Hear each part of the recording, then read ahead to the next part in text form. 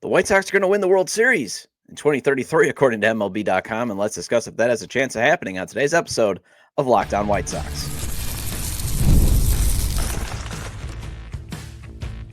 You are Locked On White Sox, your daily Chicago White Sox podcast, part of the Locked On Podcast Network, your team every day. Hello, I'm your host, Todd Welter, a lifelong Sox fan and the site expert of SouthsideShowdown.com, part of the FanSided Network. And also, I've covered Major League Baseball for outlets such as the Associated Press. And thanks for making Locked On White Sox your first listen every day, part of the Locked On Podcast Network, your team every day. Make sure to hit the like button on today's episode. Subscribe to the YouTube channel at Locked On White Sox if you've not done so already. And also follow or subscribe to the show wherever you get your podcasts. Well, MLB.com's Will Leach made some guesses at which teams will win the next 10 World Series. And he has the White Sox winning it all in 2033. So let's dive into that during the first segment. And then sadly, Jeff Torborg passed away. Let's discuss how he was one of the most underrated managers in White Sox history. And then finally, Minor League Monday. So let's discuss the updates made in the player development staff and why this is a critical area for them to come through. And from the first whistle to the final drive, FanDuel makes the NFL playoffs even more exciting. And right now, new customers can bet $5 and get $300 in bonus bets if you win your first bet. Visit FanDuel.com to get started. Well, maybe the White Sox are still back to being competitive by 2027 like you and I are hoping for, but this rebuild could take a bit longer. Maybe it's 2029. Maybe it's 2030.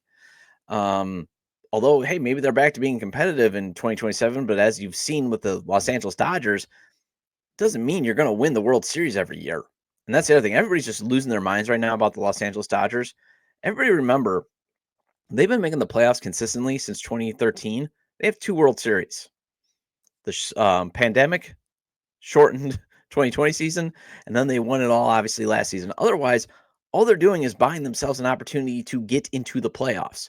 Because just remember, October baseball is random. You literally have to get hot for about a month, and that's really, really hard to do. You have 3 bad games in a row, which does happen in baseball, variance, except for variance really doesn't apply to the White Sox. You're out. You're done. So that's why I always look at it again. It's a postseason tournament, but still a great tournament to win. And clearly this monumental rebuild is going to take a couple more drafts. And heck, if it all pans out, next decade should actually look good for the White Sox. If they can string together a couple more really, really good drafts where they get, foundational core pieces or even just good baseball players in the first through 4 rounds. They can piece that together, kind of do what they did back in the late 80s to set them up for success in the 90s. And then they even followed that up again towards the end of the decade to set them up for success in, 2005. And 2027 would be great to get back to being competitive, but I think the drop dead year, like if you're looking at it, I know this isn't going to be fun to hear, but it should be 2029 is definitely when you definitely want the White Sox back to being a competitive baseball team, because that's going to be possibly the last season they ever play in Chicago, or at least on the south side, is that's when the lease runs out at Rate Field. And again, side note, I put relocation always as a remote possibility. If anybody ever asked me, well, is there a chance they could become the Nashville Sox or this or that? Again, I don't think they would be going to Nashville just because it would make more sense to put an expansion team there, collect the money, probably the $2-3 billion or whatever it's going to cost to put an expansion team in those markets. It's whoever is, once the musical chairs ends, because I do believe baseball is going to probably expand by 2 teams. They're going to probably have to if the work stoppage is as a bloodbath as is expected to. But whoever gets left out, those are the cities you might want to worry about. But also, again, 2029 could be potentially, the year that somebody else who buys the team, because if Jerry Reinsdorf passes away, remember, it's sad that we're in this state that we have to hope that he passes away to get new ownership. But by 2029, I think that's, no matter what, I think the stadium issue gets resolved, because it has to be, because that's, either they got to get a lease extension or a new facility has to be bought. So maybe a potential owner. And that's the other reason why I see it as a remote possibility, because there are a lot of options still in Chicago to, for example, put a new ballpark in if they wanted to. And before you at me, I get a lot of people that comment, and I appreciate the comments, but before you at me, I am still of the belief that the Rate is a very viable ballpark. Just build up the neighborhood. And that is one option. You can build up around in those empty parking lots. You can build a neighborhood there. You can build on the 78. Heck, you might even be able to build in Arlington Heights if the Bears stay in Chicago. You can buy that land. I mean, there's options, plenty of options for a big thinking owner to be like, I could still make money even if I have to share the Chicago market with the Cubs.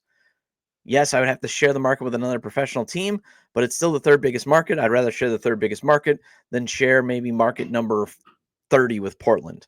Yeah, or that's I mean not share, but have Portland all to myself, and then be in baseball obscuria, and only be able to. The only reason why you exist is because you can support Seattle. Don't get me wrong. Again, Portland, thriving metropolis, but it's on the corner of the country in the West Coast. Okay, so I'm just saying. But these are not the top, relocation in the new stadium is not the topics. The topic is Will Leach thinking the Sox will win the World Series in 2033, and they're going to beat the Cardinals in it. First, not as a quick bounce back you'd like to see after a historic losing season, like say what the New York Mets did in the 60s, but still 9 years after losing 121 games, that'd be still a great bounce back narrative. You lose 121 games, you're the worst franchise of all time in 2024. 9 years later, you win the World Series. So how the heck can that even happen? Well, first, let's just assume Jerry Reinsdorf is not even the owner. Has to happen. Either he will sadly have passed away, and yes, it'll still be sad that a human being dies. And Jerry has done some good things. It's not like he's just this awful Scrooge McDuck character that I think sometimes we make him out to be. But he'll either have passed away and his heirs will have sold the team, or maybe, just maybe, he will finally have had enough of being an owner of a big league team where he can't get the state to build him his new stadium, and and the RSN grift is over. Because I think that's why he's holding on. I think in his heart of hearts, he thinks he's going to get the state to build him that new stadium on the 78, which is probably not going to happen. They'll probably pitch in for infrastructure costs, and I think a lot of these owners still think this RSN grift is going to come back, and it's not. Okay? If CHSN is not on Comcast by now, what makes you think it's going to be on the regular packages in the next couple of months? The grift is over. But he's going to have to be out of the picture for a 2033 World Series to even happen, because you and I just saw with the last rebuild, he's not going to authorize enough spending to put the Sox over the top. Scott Merkin was on the show on Wednesday and even mentioned how the lack of major spending, like not getting, say, a John Lester or a Jason Hayward, like the Cubs did to complete their rebuild and then win the World Series in 2016 last decade, that didn't happen in the previous rebuild. For the Sox rebuild in their competitive window, so Jerry has to be out of the way. Is Chris Getz still the GM? Honestly, you know what? He has shown flashes of potential. He could turn out to be good at the job. However, I think if there's a new owner and say Getz is still just flashes of potential, although after 9 years, if he's flashes of potential, he shouldn't have the job, or he's just replacement level, you can bet the owner's going to want to bring his own guy. In terms of the players, well, that's kind of hard to project 8 years out, because that also probably means the core of the championship team might still be like freshmen in high school. You're talking about maybe getting guys that are 8th graders right now. Because, for example, this is what Baseball America had a couple weeks back. Obviously, it was before the Garrett Crochet trade, but and I have it up for those watching on YouTube. But basically, they have catcher Edgar Carroll, first base Andrew Vaughn, Jacob Gonzalez, Colson Montgomery, and Caleb Bonemar rounding out the infield. Then you got Vargas in left, Luis Robert Jr. in center, George Wolcall at right field, Brian Ramos at DH, and then it would be Crochet. Obviously, he's not here anymore, so ignore that. But it'd be Schultz, Hagen Smith, Drew Thorpe, Jonathan Cannon making up the rotation, and Jairo Iriarte being the closer. And honestly, if you look at that, that's a chance for a competitive team. Although Robert Jr. is unlikely going to be there, okay, in 2028, because that means the Sox would have to extend him. So for a couple things have to happen for him to even get extended. Number one, he has to get back to his 2023 form and stay healthy consistently. Number two, he's got to switch agents, because Scott Boras is his agent, and they're not signing him to an extension. And then number three, the only other way I see him on there, even if he has Boras and condition one is met, is you have a new owner that is willing to keep players that the White Sox draft and develop. But he's going to be 30 years old, as the graphic shows, in 2028.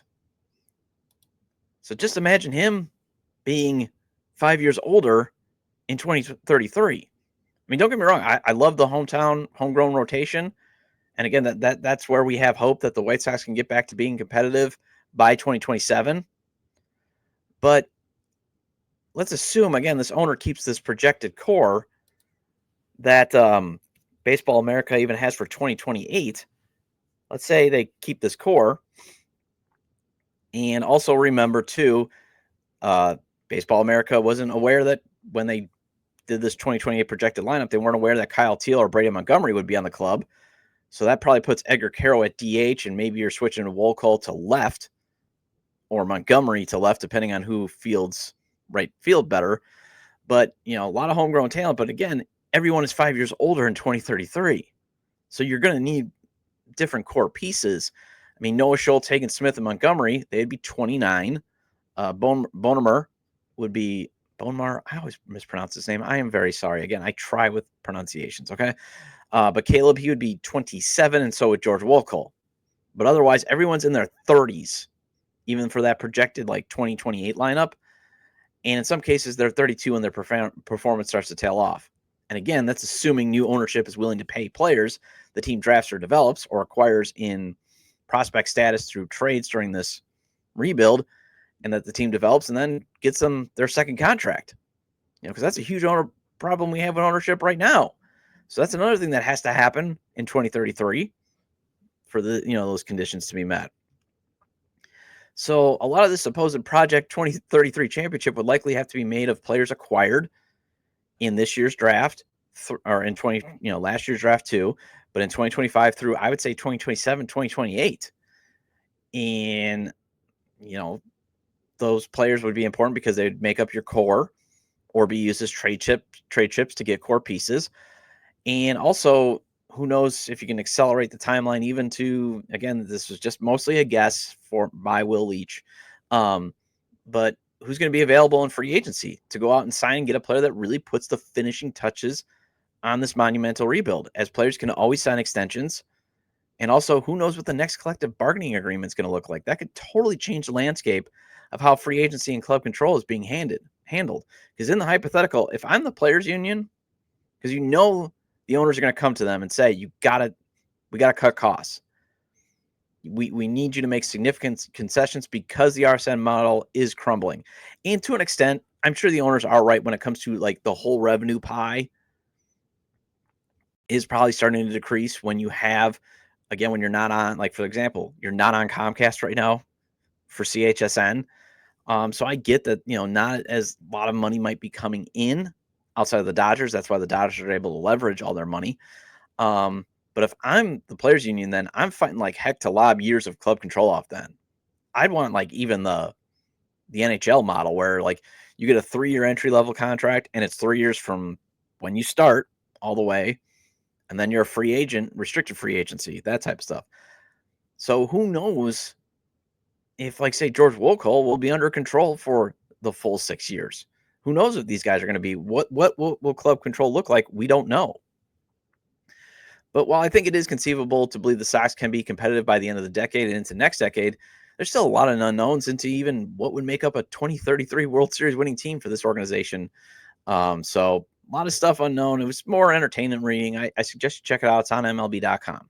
Well, speaking of competitive teams, one man led a team that went from worst to 90 wins, and that was Jeff Torborg. He managed the 1990 team, and sadly, he passed away yesterday. And let's discuss why he's still one of the most underrated White Sox managers in team history next on Locked On White Sox.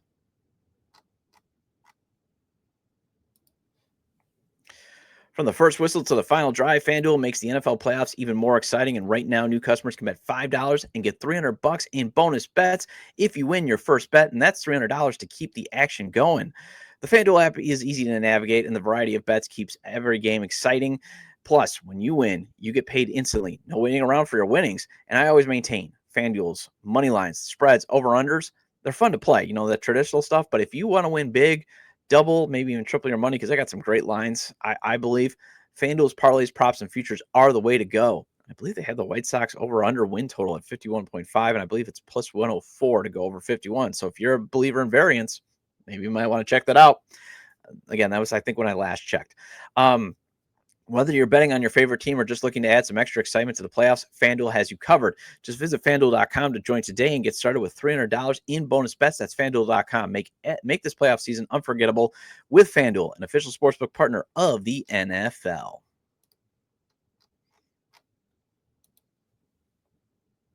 Welcome back to Locked On White Sox. I'm your host, Todd Welter. Again, make sure to hit the like button on today's episode. Subscribe to the YouTube channel at Locked On White Sox if you're not done so already. And if you can't catch the show on YouTube, Locked On White Sox is available on all major podcast platforms, so make sure to follow or subscribe on places such as Apple or Spotify. Either way, get your 30-minute fix of Chicago White Sox baseball venting with me. So if you've still not seen the documentary series Last Comiskey on YouTube, highly recommend it. It was back in August. I had the genius behind the documentary, Matt Flesh, on the show. And one part of the documentary really focused in on how manager Jeff Torborg was the perfect manager for that 1990 team that surprised the MLB world, went from dead last in 1989 to 94 wins in 1990. And the only reason they didn't make the playoffs was that, that stupid old system that I still see the true purists that are like, let's make the World Series matter again. Even though in 1994, if you wanted to go with the two best teams, guess who had the two best records in Major League Baseball, at least in the American League? The Oakland A's and the Chicago White Sox. That's the only reason why the White Sox didn't make the playoffs, was because the A's were still in their division and kind of hard to overcome the the star-studded Oakland A's team that had just won the World Series the year before. It was hard for them to overcome. But if the wild card had been around, the division system had been around, obviously the White Sox would have made the playoffs in 1990. But how Torborg was described in that documentary, obviously it would have made more sense to bring him back out of retirement to manage the last competitive window team than Tony La Russa, because Torborg's best attribute as a manager, described in Last Comiskey, was he allowed those young players to have that swagger and have passion. He did. There's a lot of fiery in there. And think about the guys that they had on that 1990 team. You had Sammy Sosa, Ozzie Guillen, two huge personality guys. Jack McDowell, he's got a big size personality. You had Bobby Thigpen at the time. You had a lot of Carlton Fisk was still on that team. I mean, you just had these great personalities, and he allowed them to be themselves. And to especially that young core, he became a father figure to them. That's what they talked about. Go to Ozzie Guillen's Twitter. I mean, he was very upset. Frank Thomas, they all talked about that. And he became that father figure to that core that would go on to win the 1993 AL West and fall 2 games short of making the World Series. But the two slightly sad parts about that 1993 team was Torborg was not the manager for that club, and Carlton Fisk was treated terribly by the organization after he retired. Well, after he was released and basically retired midseason, and then wasn't even allowed to wish his former teammates well.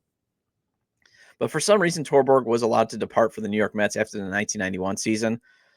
Well, at the time, though, Torborg believed he was never Ron Schuler's guy, and since Larry Himes hired him in '89, and Larry was eventually let go, so it was kind of this, I think Torborg, the Chicago Tribune at the time, and I remember I just read it this morning.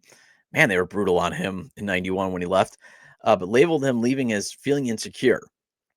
But I think, a lot of it too is I honestly don't remember it that way. I more remember basically Jerry just didn't want to pay him. Jerry just never believed in paying managers, just like he never believed in paying NBA coaches.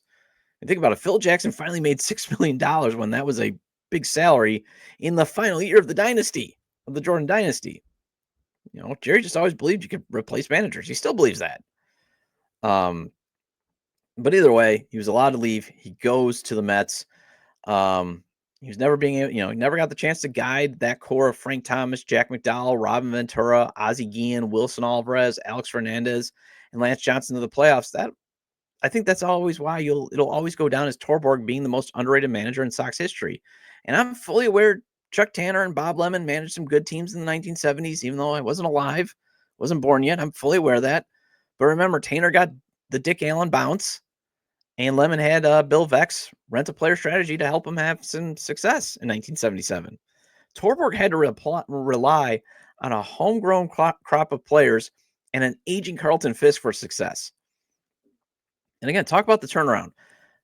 Talk about the turnaround that Torborg led. The Sox had 4 straight losing seasons prior to 1990. 3 of them were 90-loss seasons. And they finished dead last in 89. The 1989 season, that's like one of my first vivid memories. I remember that season basically being over after opening day. He was like, "Well, we're done." I mean, that's how bad they were, and everything got ripped down. They traded Harold Baines in '89. Basically anything that could go was gone. And they come back in 1990 and take the baseball world by storm. And he was again the perfect manager for that young crop of talent because, he demanded that the team play the game a certain way, and he held them accountable. But he was also not going to manage the personality or flair out of them. Kind of what the opposite happened in 2021 and 2022.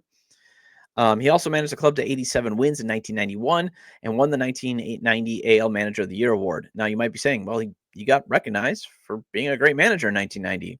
But again, his contributions to the team and to the franchises, eventually winning the 1993 AL West, gets faded over time because Gene Lamont gets the credit as he managed the club, and rightfully so. He won the Manager of the Year award, but again, Frank Thomas was already an established all-star and won the MVP that year. And I'm not taking away from anything from Gene Lamont. I think he was a good manager too, but he had the stars. He had those guys that had now become all-stars. Ron Ventura had become an all-star. Jack McDowell had become an AL Cy Young pitcher. Torborg had to mold those guys, though. Lamont was not there to help mold that team, to carve out its personality, to establish this is the standards of how you're going to play baseball for me. And I think that's where it gets lost. And he was super patient with those young players, something you and I never saw with, say, Pedro Gaffal. But Torborg was 83. A lot of great tributes from his former players on Twitter. Nice obituary of his playing career. He did have a playing career, even though he was a .214 career catcher. He was a very valuable catcher for those Los Angeles Dodgers teams in the 60s. Caught Sandy Koufax's perfect game, one of perfect game for Sandy Koufax. And he also caught Nolan Ryan's first no-hitter. Also managed Cleveland, the Expos, and the Marlins, in addition to managing the Sox and the Mets. Well, let's switch gears to discuss if the Sox, if they're going to win a World Series by 2033, they'll have to develop a core group of players, much like the team did in the late 1980s. And let's discuss the Sox announcement of this year's player development staff on today's Minor League Monday Report, and that's next on Locked On White Sox. Ever sign up for that free trial and then forget to cancel before the billing on the subscription kicks in? I know I have, and then next thing you know, me and my wife were always going through our budget, and we're like, why are these few extra bucks, getting drained out of our bank account or getting charged to our credit card? And every dollar counts in today's economy. And I recommend Rocket Money to help you find any subscriptions you forgot about or that you're paying for twice. And it's like having a personal assistant for your finances. Rocket Money is a personal finance app that helps find and cancel all your unwanted subscriptions, monitors your spending, and helps lower your bills so you can grow your savings. And it brings everything together in one place, whether it's subscriptions, your spending habits, or even the goals you want to hit this year. Rocket Money has over 5 million users and has saved a total of $500 million in canceled subscriptions, saving members up to $740 a year when using all the app's premium features. Find it hard to keep track of, do you still need the subscription or using a certain streaming service like me? Then use Rocket Money because it can help you go through those budget-sucking items a lot more effective than I know I can on my own. And I'm all for effective, and hopefully so are you. Cancel your unwanted subscriptions and reach your financial goals faster with Rocket Money. Go to rocketmoney.com/lockedon today. That's rocketmoney.com/lockedon, rocketmoney.com/lockedon. Welcome back to Locked On White Sox. I'm your host, Todd Welter. Again, shout out to all the everydayers. I appreciate your loyalty. Please hit the like button on today's episode. Recommend to your fellow Sox fans or baseball fans, friends, to subscribe to the YouTube channel at Locked On White Sox, wherever they get their podcasts, as this show is available on all major podcast platforms. So let's grow this community. The YouTube community, I know, is growing. Although, when visitors from other teams come in, I swear, they only hear what they want to hear. I've got Mets fans jumping in to last Friday's episode, and it's like I put the PSA about a trade for Luis Robert Jr. I clearly said, if you want to give something up, you got to give something back. I reached out to, Mets content creators that I respect and that I think have a pulse on the team, and it still was like, we don't want Luis Robert Jr. We're not going to trade for this guy. Guys, I acknowledged all that. I'm just throwing out a hypothetical, and I was reacting to a a content hypothetical. That's all it was doing. It's okay. Like, this is the other thing too, the White Sox, to my everydayers and even White Sox fans on PSA, when any trade proposal comes out, it's okay to create the content. It's just sparking discussion. Don't lose your mind. If you want to disagree, but we can have a discussion. There's a lot of people that I think we've had discussions with, and I appreciate it. And some listeners have sparked some content ideas for later in the week. But anyways, going into spring training last year, the player development staff had welcomed in a new director in Paul Yanish, and Brian Bannister had just joined as director of pitching. And well, a lot of updates had to be made because, first of all, Chris Getz went from director of player development to general manager. Whether you agree he deserved to have the job, because especially he wasn't very good at his job as player development. But either way, a lot of things had to be updated in the player development staff, just because, again, you had a new director. You had to do some different things. And I'm sure Getz was like, maybe I want, maybe, because I'm starting to think Chris Getz did kind of have a good idea of, wow, Rick Hahn and Kenny Williams are not running things the right way or the way that a modern franchise should be, and they cannot get through to Jerry. Maybe I can. So either way, he brings in new pitching coaches to the minors, along with actually adding bench coaches. Every affiliate manager got a bench coach, because normally it's bench coach, hitting coach, pitching coach. That's it. Teams try to, again, save a little money by not having a bench coach. And then that can be valuable, again, to help the manager and also help, again, another voice, another person to help teach players how to become Major League Baseball players. What a concept. But now, since Getz has been on the job for a year and a half, and this year's development staff announcements is actually more like a shuffling of deck chairs based on some promotions that actually happened. And basically the only other major change was a retirement. Pitching coach retired at AA at such a young age, but I'll get into that in a second. But what matters is all these folks in their jobs have to help develop the next core of the team's next competitive team. However, some of that development will have to be done at the big leagues if top hitting prospects such as Colson Montgomery, Edgar Carroll, and Kyle Teal make the 26-man roster out of spring training. But still, developing the top pitching prospects in Hagen Smith and Noah Schultz, and especially them being developed now to handle a bigger workload, is going to be probably one of the most important work the development staff does. And obviously getting Grant Taylor, too, to stay healthy and handle a full season of work. Although I would suggest maybe try the Noah Schultz development plan, even though Taylor's 22. I'm just saying, he's coming off a major injury where he missed most of the minor league season. The reason why I'm mentioning him is he's another one that is being labeled as a potential ace. Baseball Prospectus now has him in their top 100. So I'm just thinking, those are probably your three most important pitching prospects that you have. But otherwise, the staff also has to make sure young studs such as George Wolcott and Brady Montgomery keep progressing and avoid any regression. Think about it. Sox basically now get an extra number 1 draft pick because the Red Sox traded him in the Garrett Crochet deal. And he has the potential to be a superstar on the Sox next best team. But he still hasn't played any minor league baseball because of that broken ankle that he suffered in the college super regional. So, getting him acclimated to the pro game in the minors is going to be key. But in terms of the major changes, the biggest one obviously is Ryan Fuller being added as the director of hitting. Everydayers have heard me discuss his hiring in detail in past shows, so I'm not going to go obviously back into that. But otherwise, excuse me one second. Otherwise, Sergio Santos, he gets a promotion to AAA manager after guiding AA Birmingham to the Southern League Championship.